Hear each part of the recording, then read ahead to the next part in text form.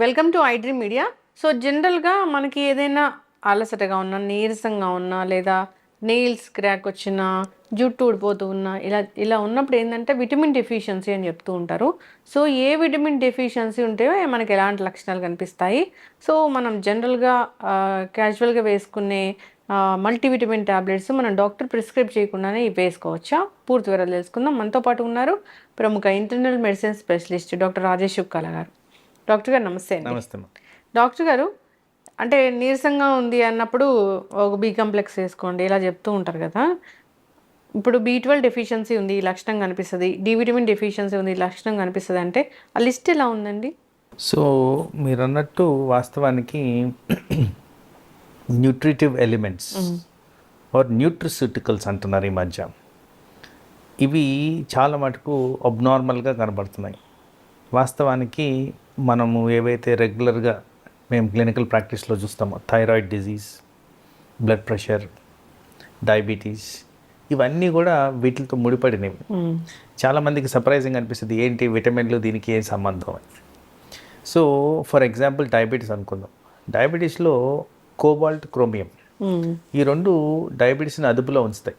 Trace elements అంటాం వీటిని, అదుపులో ఉంచుతాయి.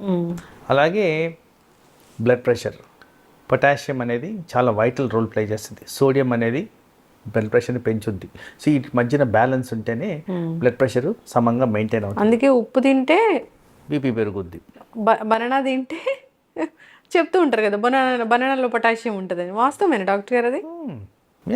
ఓకే. మేము సబ్స్టిట్యూషన్ కూడా అలాగే చెప్తాం. ఎవరికైనా లూజ్ మోషన్స్, వామిటింగ్స్ అయ్యి వచ్చినప్పుడు బనానా తినండి, మీకు ఇంప్రూవ్మెంట్ ఉంటుంది, ఒళ్ళు నొప్పులు అన్నీ తగ్గుతాయి అని చెప్తాం. అలాగే ఈ మధ్య చాలా ఫ్రీక్వెంట్గా చూస్తుంది థైరాయిడ్ డిజీజ్. థైరాయిడ్లో కూడా సెలీనియం చాలా ఇంపార్టెంట్గా రోల్ ప్లే చేస్తుంది. అండ్ థైరోసిన్ అంటారు, అది ప్లే చేస్తుంది, ఐడిన్. సో ఇవన్నీ కూడా ఈ న్యూట్రిటివ్ ఎలిమెంట్స్ ఏవైతే ఉన్నాయో చాలా గ్రాంటెడ్గా తీసుకున్నాం. మన ఇన్ని రోజులు మీరు పాతకాలంలో గమనిస్తే బావిలోంచి వాటర్ తీసుకొని తాగేసేవాళ్ళం, నో ఫిల్టర్. సో ఆ కారణంగా ఏంటంటే ఈ పోషకాహారాల విలువలు మనం తీసుకునే వాటర్ కానివ్వండి, ఫుడ్లో కానివ్వండి చాలా ఈజీగా ఉండేది. సరదాగా పొలంకి వెళ్తే ఆ మోటార్లోంచి నీళ్ళు తాగేవాళ్ళు చాలామంది. ఇప్పుడు తాగమని చెప్పండి, తాగలేరు. తాగితే హాస్పిటలైజేషన్కి గురవుతారు. ఫిల్టర్డ్ వాటర్ తాగితేనే కాస్తో కూస్తో మన హెల్త్ బాగుంటుంది. సో ఇక్కడ ఎసెన్షియల్గా మిస్సింగ్ పాయింట్ ఏంటంటే, ఏవైతే మనం విటమిన్స్ గురించి మాట్లాడుతున్నామో విటమిన్స్తో పాటు ట్రేస్ ఎలిమెంట్స్ కూడా బాడీకి చాలా ఇంపార్టెంట్.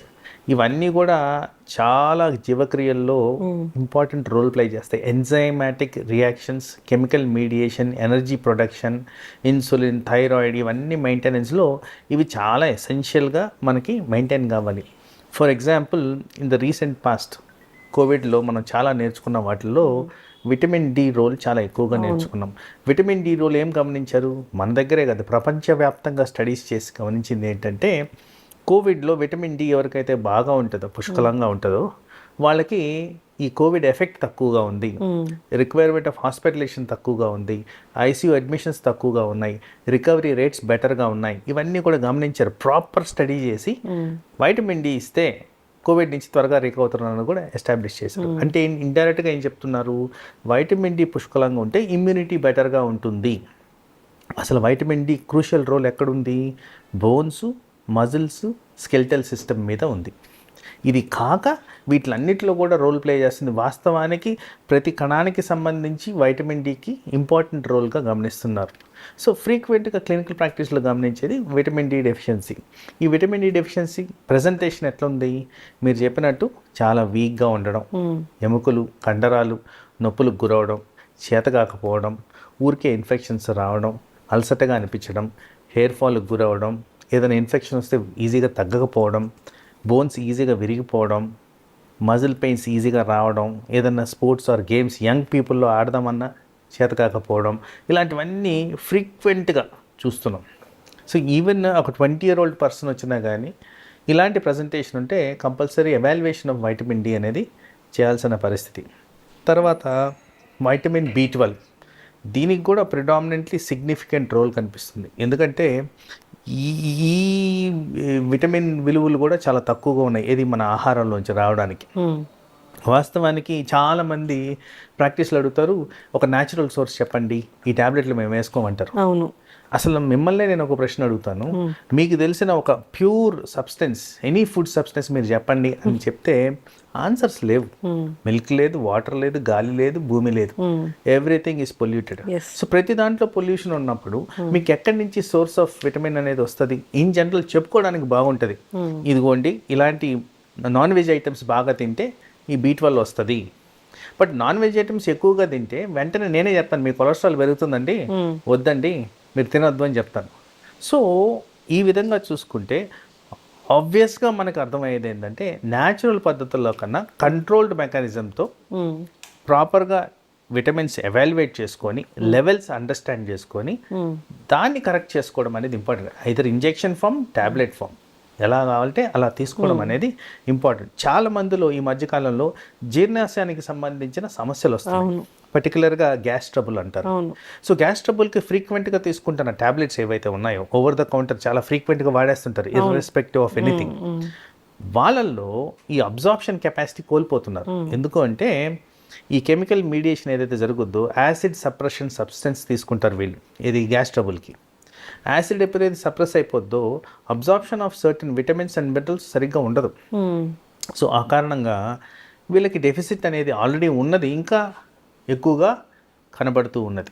సో ఈ జీర్ణాశయానికి సంబంధించి ఇంకో విధంగా చూసుకుంటే, ఈ మధ్యకాలంలో ఇరిటబుల్ బవల్ సిండ్రోమ్ ఎక్కువగా వింటుంటాం. ఫ్రీక్వెంట్గా మోషన్స్ అవడం, తినంగానే వెళ్లాల్సిన అవసరం రావడం, అజీర్ణంగా గురవడం, ఇలాంటివన్నీ కూడా ఇరిటబుల్ బవల్ సిండ్రోమ్.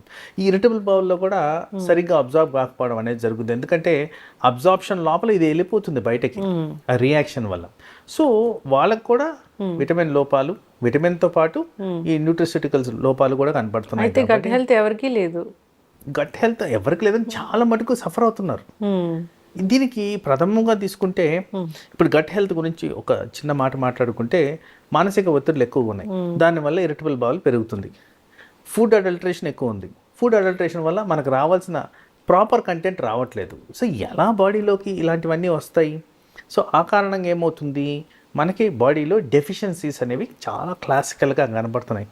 చాలామంది ఆశ్చర్యపోతారు, అదే నాకు రావడం ఏంటి డయాబెటీస్, నాకు రావడం ఏంటి థైరాయిడ్ అంటే, మరి ఇట్లాంటి ఆహారాలు తిన్నప్పుడు ఇలాంటివే వస్తాయి.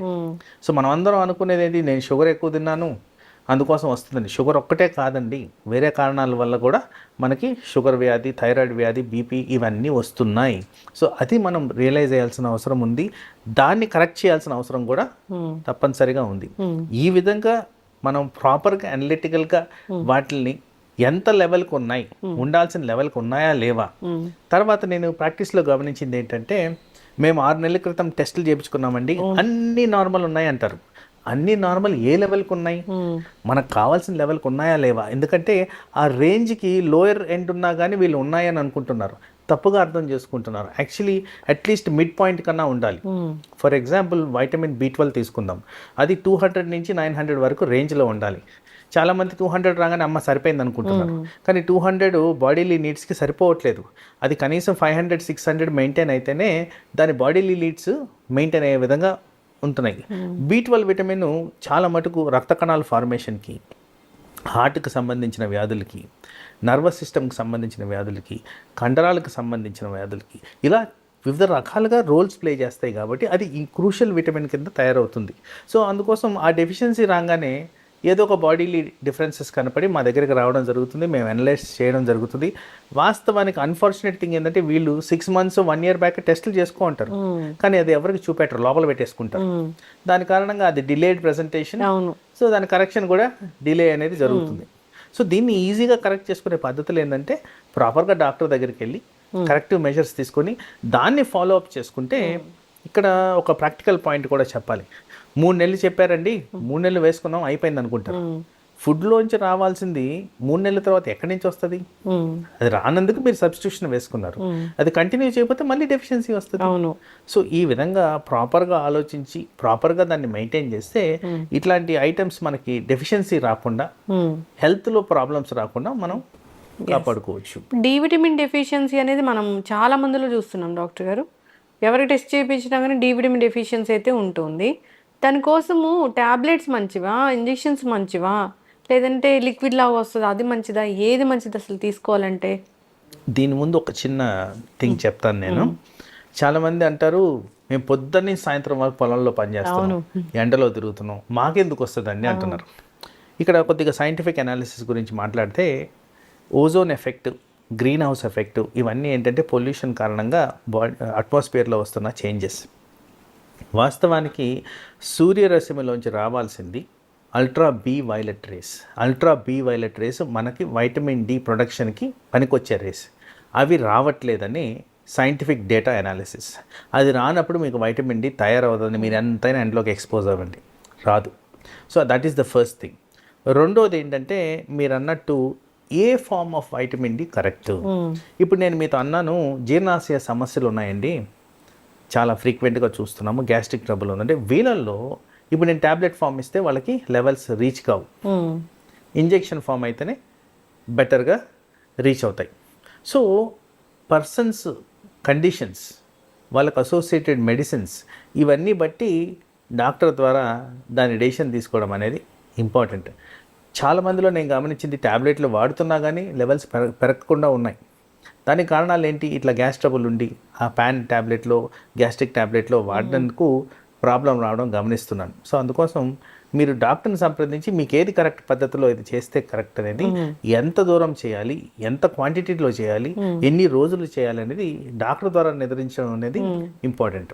ఇప్పుడు అంటే మాకు కోవిడ్ తర్వాత చాలా తెలివి వచ్చేసింది, మల్టీవిటమిన్ వేసుకుంటే మనకి ఇమ్యూనిటీ బాగా పెరుగుతుందని అనుకుంటూ ఉన్నాం. కాబట్టి మల్టీవిటమిన్ వాడకం అనేది ఎక్కువగా పెరిగిపోయింది.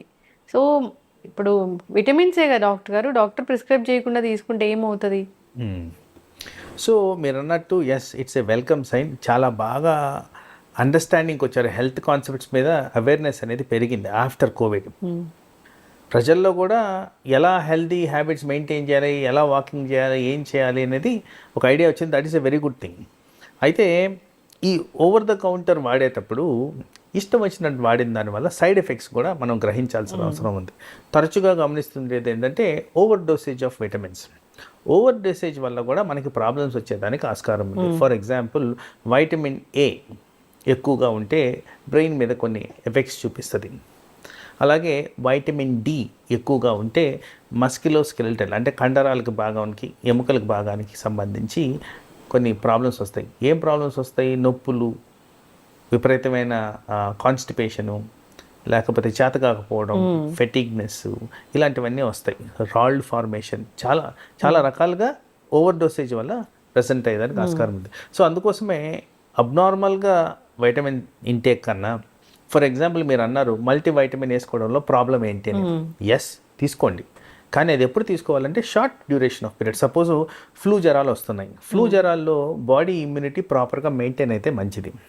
ఎందుకంటే న్యాచురల్గా మనకి విటమిన్స్ లోపాలు ఉన్నాయి కాబట్టి ఆ విటమిన్స్ ఇమ్యూనిటీని ఇంప్రూవ్ చేస్తున్నాయని సైంటిఫిక్ అనాలిసిస్ ఉంది కాబట్టి ఆ టైంలో short period of time, maybe for a week 10 days వేసుకుంటే డెఫినెట్లీ బాడీలీ ఎఫెక్ట్స్ అనేవి వస్తాయి.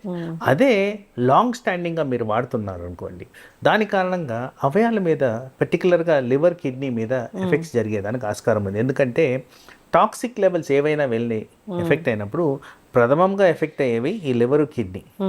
సో మెజర్మెంట్ లేకుండా చేసుకున్న దానివల్ల విటమిన్ ద్వారా వచ్చే సైడ్ ఎఫెక్ట్ కాకుండా ఈ అవయాల మీద కూడా ఎఫెక్ట్ పడిగేదానికి ఆస్కారం ఉంది. అందుకోసం డాక్టర్ సలహాలు లేకుండా డైరెక్ట్గా విటమిన్స్ తీసుకోవడం మంచిది కాదు. ఇప్పుడు విటమిన్ డెఫిషియన్సీ ఉందో లేదో తెలుసుకోవాలంటే వాటికి సపరేట్ టెస్ట్ ఉంటుందా? ఎస్, విటమిన్ అనాలిసిస్ చేసుకోవచ్చు.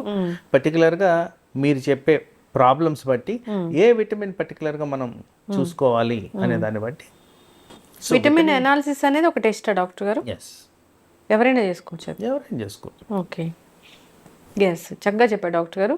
ఇప్పుడు ఈ రకరకాల హెల్త్ ఇష్యూస్ వస్తున్నాయి అంటే సో మనం సరైన ఆహారం తీసుకోవట్లేదు, సరైన పద్ధతిలో తీసుకోవట్లేదు అనేది అందరికీ తెలిసిన విషయమే.